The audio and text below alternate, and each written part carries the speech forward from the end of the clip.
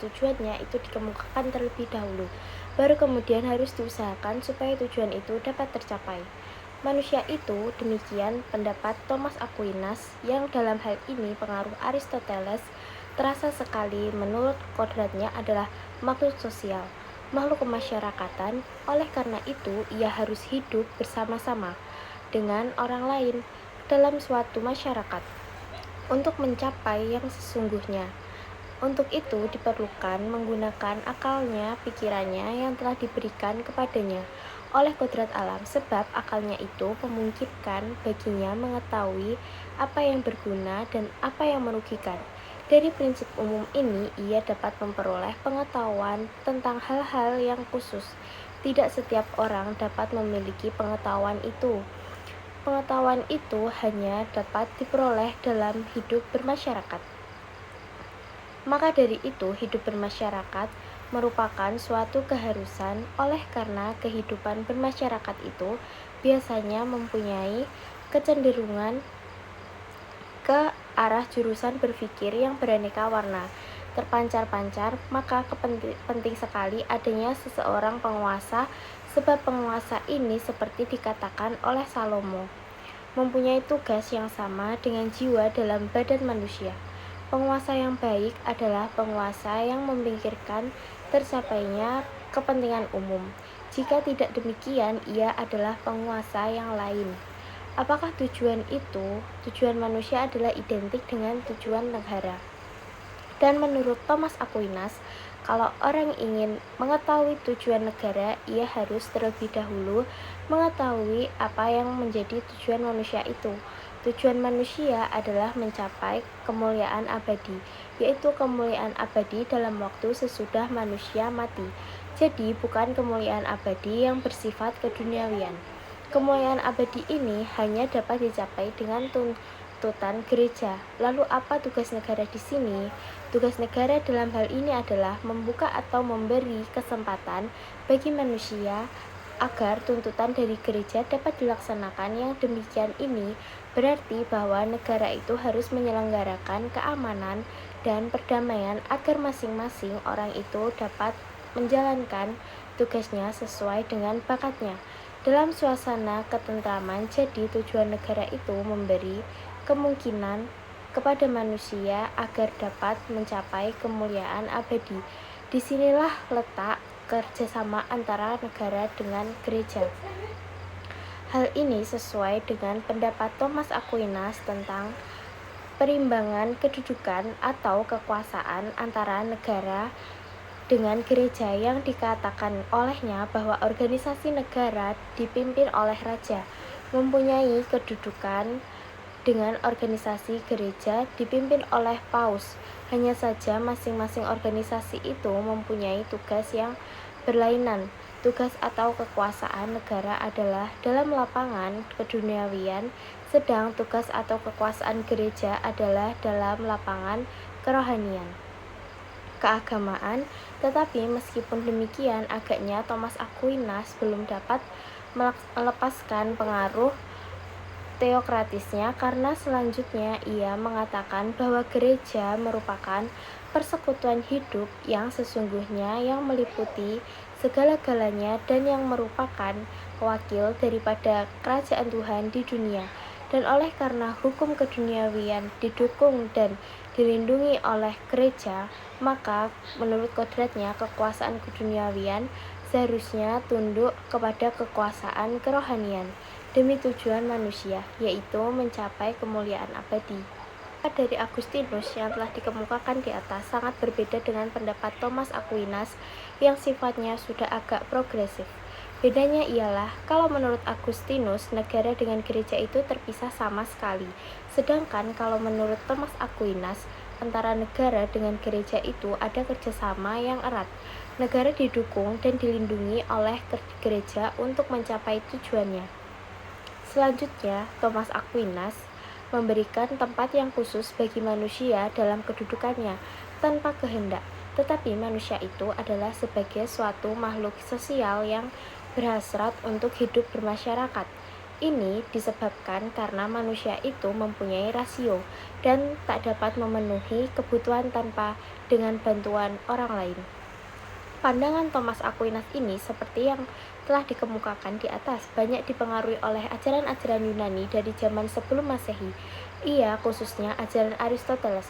Ajaran-ajaran Aristoteles tentang sifat-sifat daripada masyarakat, tentang kedudukan manusia di dalam masyarakat, dan bahkan ajarannya tentang kenegaraan serta tentang filsafat sangat dikagumi oleh Thomas Aquinas. Hal ini dengan terang dapat dilihat dalam buku-bukunya.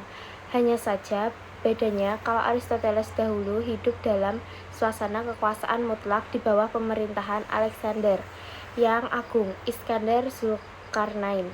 Yang sesungguhnya ia Alexander adalah murid daripada Aristoteles, sehingga ia Aristoteles tidak berani memasukkan unsur etis merupakan dasar daripada pikiran yang universalitis tentang negara dan hukum. Juga dengan demikian merupakan dasar atau hukum bagi segala perbuatan serta pemerintahan negara. Jadi merupakan suatu kritikan ke dalam ajarannya tentang negara dan hukum. Sedangkan kalau Thomas Aquinas hidup dalam suasana kekuasaan keagamaan, sehingga ia tidak berani sama sekali melepaskan diri dari unsur-unsur keagamaan. Sekalipun Thomas Aquinas telah memberikan kedudukan yang pasti kepada manusia, yaitu sebagai makhluk sosial yang berhasrat untuk hidup mutlak dalam pembentukan masyarakat itu. Jadi betul telah merupakan suatu bermasyarakat. Tetapi manusia itu belum begitu merupakan unsur yang unsur tetapi kurang penting bila dibandingkan dengan masyarakat itu sendiri. Di dalam masyarakat itu harus ada penguasanya, harus ada yang memerintah tentang bentuk daripada pemerintahan ajaran Thomas Aquinas. Banyak terpengaruh oleh ajaran Aristoteles. Menurut pendapatnya ada kemungkinan bentuk daripada pemerintahan suatu negara yang masing-masing itu kemudian dibedakan lebih lanjut menurut sifat pemerintahannya ialah 1. Pemerintahan oleh satu orang yang baik disebut monarki, yang jelek disebut tirani.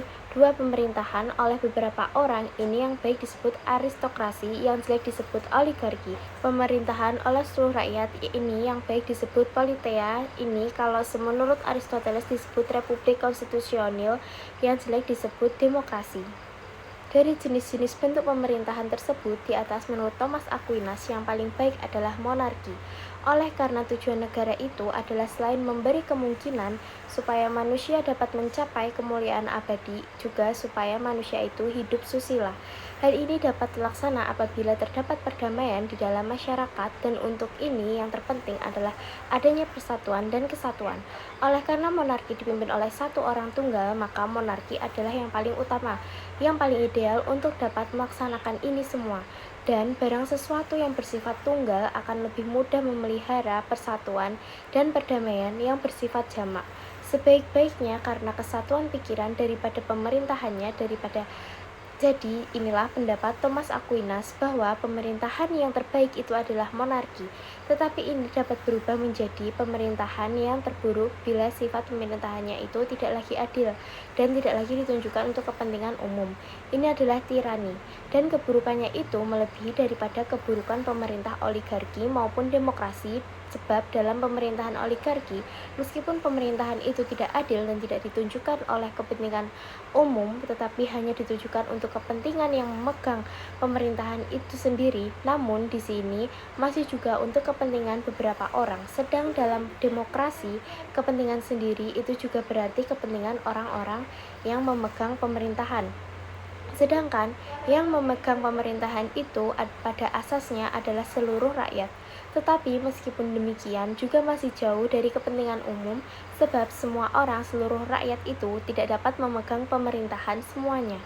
Tetapi dalam tirani, kepentingan sendiri yang berarti kepentingan orang yang memegang pemerintahan itu hanya melulu untuk kepentingan satu orang saja. Hal ini sangat jauh dari keadilan yang dari kepentingan umum. Bila dibandingkan dengan oligarki dan demokrasi, maka tirani adalah merupakan pemerintahan yang terjelek, yang terburuk karena sangat jauh dari cita-cita keadilan. Selain itu, daripada dari suatu pemerintahan yang dipegang oleh beberapa orang jadi lebih dari satu orang. Akan lebih lekas pula pemerintahan sewenang-wenang daripada suatu pemerintahan yang dipegang oleh satu orang.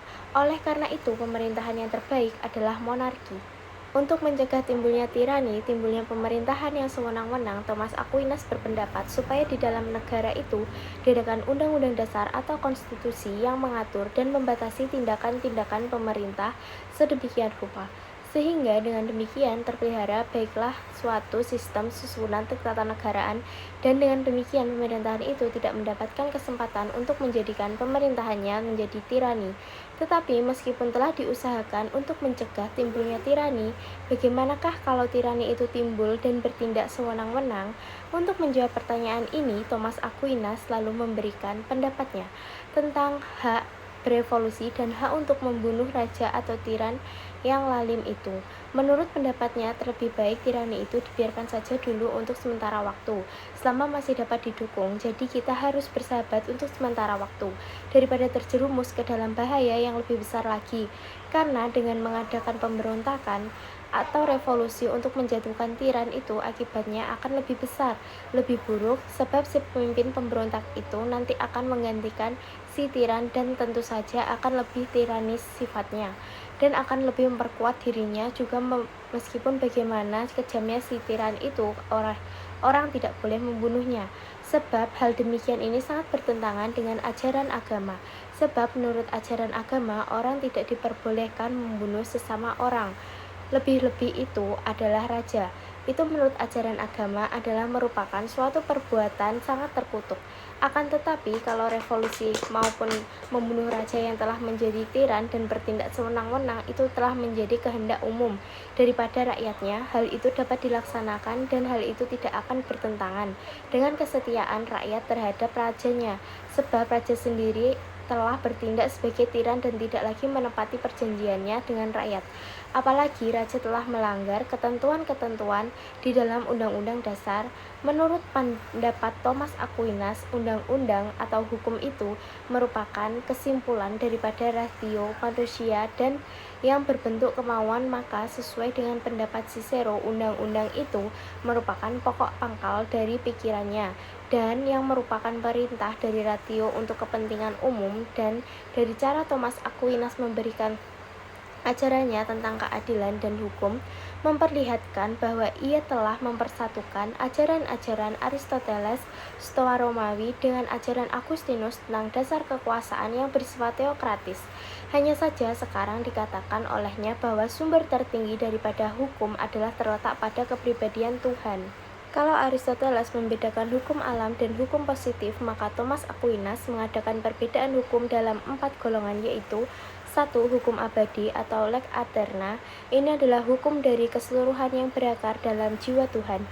2. Hukum alam. Manusia adalah sebagai makhluk yang berpikir, maka ia merupakan bagian daripadanya. Ini adalah merupakan hukum alam. 3. Hukum positif. Ini adalah pelaksanaan daripada hukum alam oleh manusia yang disesuaikan dengan syariat, syarat-syarat khusus yang diperlukan untuk mengatur soal-soal keduniawian di dalam negara. 4. Hukum Tuhan ini adalah hukum yang mengisi kekurangan-kekurangan daripada pikiran manusia dan memimpin manusia dengan wahyu-wahyunya ke arah kesucian untuk hidup di alam baka. Dan ini dengan cara tidak mungkin salah. Wahyu-wahyu inilah yang akhirnya terhimpun dalam kitab-kitab suci. Tentang keadilan, Thomas Aquinas mengatakan bahwa keadilan adalah kemauan, yaitu kemauan untuk memberikan kepada setiap orang apa yang menjadi haknya. Di samping itu, orang harus juga mengusahakan kepatutan dapat dianggap sebagai hukum dan keadilan, dan yang mendapatkan seperti yang telah diajarkan oleh Aristoteles, undang-undang yang tertulis kekuasaannya dari hukum alam. Ajaran Thomas Aquinas merupakan puncak dari pemikiran pada abad pertengahan dan berada pada titik balik dari pertumbuhan kebudayaan. Berikutnya, sementara itu orang mulai kelihatan melepaskan pikiran teokratis ini terjadi sebagai akibat perubahan sosial dan perkembangan aliran filsafat yang normalitis. Sementara itu pula kita menjumpai seorang pujangga besar yang memikirkan bentuknya sesuatu yang sesungguhnya sesuatu itu sampai saat ini hanya menjadi impian belaka. Pujangga tadi adalah Dante dengan impiannya monarki dunia. Dante yang hidup pada tahun 1265-1321 memperoleh tempat dalam sejarah sejarah pemikiran tentang negara dan hukum karena bukunya De Monarchia. Ajarannya yang ditulis dalam bukunya tersebut adalah bersifat paus.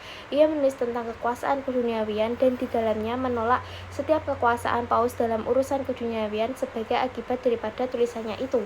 Maka pada pertemuan abad ke-14 terjadi perselisihan penting antara paus dengan raja yang berakhir dengan kemenangan raja dari berbagai pihak. Muncul ajaran-ajaran yang bersifat anti-paus. Kaum legis mulai mendapatkan kemenangan. Antara kaum legis yang sangat terkemuka adalah Pierre Dubis dari Prancis. Ia menulis bukunya De Recuperatio Terresante tentang penaklukan kembali Tanah Suci pada tahun 1305-1307. Pikirannya bahwa pemerintah baik berarti pemutusan kekuasaan pada tangan satu orang. Satu pikiran yang dibela dengan keras baik oleh Thomas Aquinas maupun oleh Dante akan ditentukan orang di kemudian, asal pikiran itu tidak diartikan sebagai suatu kerajaan dunia melainkan sebagai negara nasional. Dan memang dalam abad ke-14 ia akan melenyapkan pikiran tentang kerajaan dunia itu. Setelah membicarakan pemikiran tentang negara dan hukum pada zaman abad pertengahan sebelum Perang Salib yang sifatnya ajarannya adalah sangat teokratis, maka baiklah sekarang ditinjau ajaran dari seorang sarjana pada abad pertengahan sesudah Perang Salib yang ajarannya sudah bersifat teokratis kritis. Sarjana tersebut adalah Marsilius. Marsilius dari Padua hidup pada tahun 1270 hingga 1340. Ia adalah seorang tokoh terbesar dari aliran filsafat nominalis. Bersama-sama dengan rekannya William Ockham yang hidup pada tahun 1280 hingga 1317. Dengan demikian sikap mereka adalah bahwa hal-hal yang bersifat khusus itu adalah bernilai tinggi, sedangkan hal-hal yang bersifat umum itu hanya merupakan abstraksi daripada pikiran saja. Bagi mereka, negara itu dianggap sebagai kekuasaan sedunia, diganti oleh negara sebagai pusat kekuasaan yang tetap, yang berdiri sendiri, yang terlepas dari hubungan dengan suatu kekuasaan yang lebih tinggi, seperti gereja. Sikap mereka yang demikian ini timbul sebagai akibat daripada adanya perselisihan antara Kaisar Louis Bavaria dengan Paus Yohanes ke-22. Marsilius adalah ahli pemikir tentang negara dan hukum Fransiskan. Ia sekitar tahun 1324 menerbitkan bukunya yang sangat terkenal yang diberi nama De Venor Pacis, Pembela Perdamaian. Buku ini merupakan buku yang paling menakjubkan dari seluruh buku yang ada pada zaman abad pertengahan. Buku ini meskipun ciptaan dari seorang sarjana pada zaman abad pertengahan, tetapi hingga kini masih tetap menimbulkan kekaguman bagi tiap-tiap orang yang baru mulai mempelajari soal-soal tentang negara dan hukum. Hal ini disebabkan karena keberaniannya serta pikiran-pikiran modernnya yang terdapat di dalam buku tersebut. Buku ini terdiri dari 3 bagian yang disebut Dictiones. Buku yang pertama menguraikan tentang dasar-dasar negara, buku yang kedua membentangkan dasar-dasar gereja dan sifat-sifat hubungan antara negara dengan gereja, sedangkan buku ketiga memuat kesimpulan-kesimpulan saja. Mengenai ajarannya tentang kenegaraan, Marsilius sangat dipengaruhi oleh ajaran Aristoteles. Negara adalah suatu badan atau organisme yang mempunyai dasar-dasar hidup dan mempunyai tujuan tertinggi, yaitu menyelenggarakan dan mempertahankan perdamaian. Dengan demikian memberikan tujuan tersendiri pada negara. Marsilius bersama-sama dengan Dante adalah yang pertama-tama memberikan tujuan tersendiri pada negara. Ajaran dari Marsilius ini untuk selanjutnya adalah sangat berbeda dengan ajaran-ajaran dari Agustinus dan Thomas Aquinas, karena dalam ajaran Marsilius tampak benar peranan orang atau individu dalam membentukkan negara atau masyarakat. Menurut Marsilius, terbentuknya negara itu tidaklah semata-mata karena kehendak Tuhan atau karena kodrat Tuhan, melainkan negara itu terjadi karena perjanjian daripada orang-orang yang hidup bersama untuk menyelenggarakan perdamaian. Sedangkan kalau menurut Agustinus, Tuhan adalah merupakan pokok pangkal daripada segala sesuatu, jadi juga tentang adanya negara. Dan kalau menurut ajaran Thomas Aquinas, meskipun masih juga berpokok pangkal pada Tuhan, namun sudah mulai muncul faktor baru, yaitu manusia yang sifatnya masih samar-samar. Jadi dari ajaran Marsilius tentang terjadinya negara itu telah terlihat dasar-dasar daripada perjanjian masyarakat yang merupakan lanjutan dari ajaran Epicurus yang telah meletakkan benih-benihnya dalam perjanjian itu. Menurut Marsilius, rakyat menunjuk seseorang yang diserahi untuk memelihara perdamaian dan terhadap orang yang mereka tunjuk ini mereka saling menundukkan diri. Jadi mereka itu selain mengadakan perjanjian untuk membentuk negara juga berjanjian untuk menundukkan diri. Inilah disebut perjanjian penundukan atau factum subjectionis. Bagaimanakah sifat penundukan itu? Apakah tunduk sepenuhnya secara mutlak terhadap segala sesuatu yang diperintahkan oleh penguasa atau pemerintah atau orang yang mereka tunjuk itu, ataukah hanya tunduk terhadap penyelenggaraan kekuasaan yang mereka berikan kepadanya?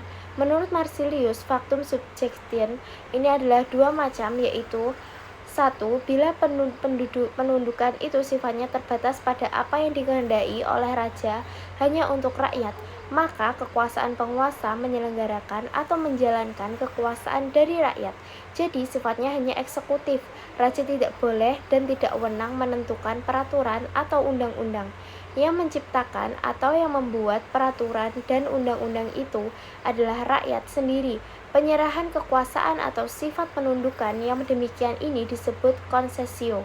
2. Sedang kalau rakyat itu secara mutlak tunduk kepada penguasa atau raja mereka pilih itu, dan hak untuk membuat peraturan atau undang-undang itu adalah pada tangan raja, maka kekuasaan yang mereka serahkan kepada raja itu tidak hanya bersifat eksekutif, melainkan juga bersifat konstitutif. Penyerahan kekuasaan yang demikian ini disebut translatio. Yang terakhir inilah yang dianut oleh kaum glosatoren, yaitu orang-orang yang menyisipkan dan yang menambahkan hukum yang lama dengan hukum yang baru. Karena dengan demikian hukum dapat berkembang dan dapat disesuaikan dengan kebutuhan-kebutuhan masyarakat demi kepentingan hukum. Menurut kaum glosatoren, factum subjection harus bersifat translatio. Sedangkan menurut Marsilius, kekuasaan negara yang tertinggi itu ada pada rakyat, jadi kedaulatan itu ada pada rakyat. Sebab rakyatlah yang berhak membuat peraturan-peraturan hukum atau undang-undang. Hal ini disebabkan karena negara itu merupakan kesatuan dari orang-orang yang bebas, yang merdeka, jadi tidaklah mungkin seseorang itu menguasai orang lain secara mutlak. Jadi perimbangan antara kekuasaan rakyat dengan kekuasaan raja adalah rakyat yang berdaulat, raja yang melaksanakan kedaulatan rakyat. Jadi dengan demikian yang dianut Marsilius adalah factum subjectionis yang bersifat concessio, seolah-olah dalam ajaran Marsilius ini unsur ketuhanan telah dilepaskan, tetapi dalam uraian-uraian selanjutnya ajarannya masih ada sifat teokratisnya, yaitu meskipun ia mengatakan bahwa terjadinya negara itu karena perjanjian dengan factum subjection, orang-orang itu membentuk suatu pemerintahan, tetapi orang-orang dapat mengadakan perbuatan demikian itu karena atas dorongan atau atas ilham dari Tuhan, jadi seakan-akan Tuhan itu dari jauh mempunyai pengaruh. Dan pengaruh inilah yang menyebabkan orang-orang tadi mengadakan perjanjian. Maka menurut Marsilius, Tuhan itu merupakan sebab yang jauh atau causa remota daripada terbentuknya negara. Sekarang, bagaimanakah hubungan antara negara dengan gereja menurut ajaran Marsilius? Kalau Agustinus mengatakan bahwa yang dikehendaki itu adalah kerajaan Tuhan dan negara itu hanya merupakan alat saja daripada gereja untuk membasmi musuh-musuh gereja demi terlaksananya cita-cita itu. Dan kalau menurut pandangan Thomas Aquinas, negara dan gereja berkedudukan sama, dan di sini ada kerjasama antara negara dan gereja. Hanya saja lapangannya berbeda. Negara dalam lapangan keduniawian, gereja dalam lapangan kerohanian. Maka Marsilius telah mengadakan pemisahan yang tegas antara negara dan gereja, dan dengan tegas dikatakan bahwa negara berkedudukan lebih tinggi daripada gereja. Oleh karena berdasarkan perjanjian antara orang-orang itu telah dibentuk suatu negara untuk menyelenggarakan perdamaian, jadi negara itu adanya lebih dahulu daripada gereja. Lagi pula negara itu dapat membuat peraturan-peraturan hukum perundang-undangan yang bersumberkan pada kekuasaan kerakyatan yang bersifat mengikat dan dapat menjatuhi sanksi kepada siapa saja yang melanggarnya.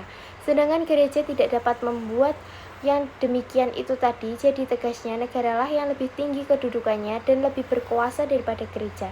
Ajaran Marsilius tentang negara dan hukum ini yang dikemukakan dalam abad ke-14 dalam banyak hal adalah menarik perhatian oleh karena tidak adanya sedikit pun cita-cita besar dari zaman abad pertengahan, yaitu sedikit pun tidak mengenai agar adanya kerajaan dunia, maka sebagai ganti daripada pandangan idealisme, diciptakanlah pandangan realisme yang nanti banyak persamaannya dengan pandangan Rousseau dalam abad ke-18 dan monarki konstitusional dalam abad ke-19.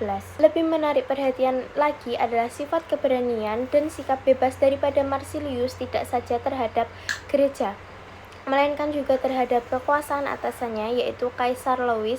Ia sama sekali tidak membicarakan soal kekuasaan kaisar karena pendiriannya tentang negara adalah seperti pandangan Aristoteles, yaitu negara republik demokrasi. Namun sebagai akibat daripada ajaran Marsilius ini, terutama pandangannya tentang hubungan antara negara dengan gereja serta segala konsekuensinya, dapat menimbulkan kekuasaan raja yang bersifat mutlak. Dalam arti di dunia sifat mutlaknya itu baik dalam tingkatannya maupun mengenai luasnya. Ini tidak ada yang mengatasi, dan kekuasaan ini dapat meliputi apa saja. Jadi keabsolutannya itu dapat sedemikian rupa sehingga kalau dahulu pada maka lalu timbul sistem-sistem pemerintahan yang sifatnya absolut.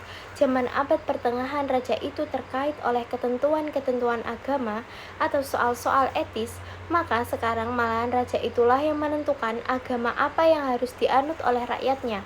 Jadi kebebasan beragama boleh dikatakan sudah tidak ada lagi. Dengan timbulnya kekuasaan raja-raja yang absolut ini, yang mana raja tidak bertanggung jawab kepada siapapun kecuali kepada Tuhan, maka lalu timbul penyalahgunaan kekuasaan antara lain pengekangan dalam hal kepercayaan. Maka tidaklah heran kalau kemudian timbul gerakan-gerakan baru yang menentangnya. Tetapi aliran atau gerakan ini tidak bermaksud menghapuskan raja-raja. Jadi bukanlah anti raja, mereka itu hanya anti kekuasaan raja yang bersifat absolut. Karena ini mesti selalu menimbulkan akses. Jadi ekses inilah yang mereka tentang aliran ini namanya monarkomaken. Kalau menurut arti kata yang sebenarnya monarkomaken berarti anti raja, tetapi sebenarnya yang dimaksud oleh kaum monarkomaken ini bukanlah anti raja tetapi anti kekuasaan raja yang bersifat absolut, dan terutama aksesnya aliran inilah yang nanti akan membatasi kekuasaan raja dengan cara menguraikan kembali asal-usul daripada kekuasaan raja. Kalau teori teokrasi pada zaman abad pertengahan mengatakan bahwa kekuasaan raja itu berasal dari Tuhan, karena raja dianggap sebagai wakil Tuhan di dunia. Sedangkan kekuasaan Tuhan sifatnya absolut, jadi raja kekuasaannya pun juga harus absolut. Maka aliran monarkomaken ini lalu mencari dasar-dasar baru bagi kekuasaan raja, tetapi belum membicarakan aliran monarkomaken ini lebih lanjut. Baiklah, kita dibicarakan terlebih dahulu zaman berikutnya, yaitu zaman Renaissance. Karena akibat daripada ajaran-ajaran yang ada pada zaman ini kiranya akan sama dengan akibat daripada ajaran Marsilius tadi, yaitu pembentukan sistem pemerintahan sentral dan mutlak pada negara yang juga mengakibatkan timbulnya kekuasaan mutlak pada raja. Jadi tegasnya akibat dari ajaran Marsilius dan akibat dari ajaran sarjana-sarjana pada zaman Renaissance adalah sejajar, yaitu timbulnya absolutisme, dan ini nanti yang menimbulkan kaum monarkomaken dan kaum reformati.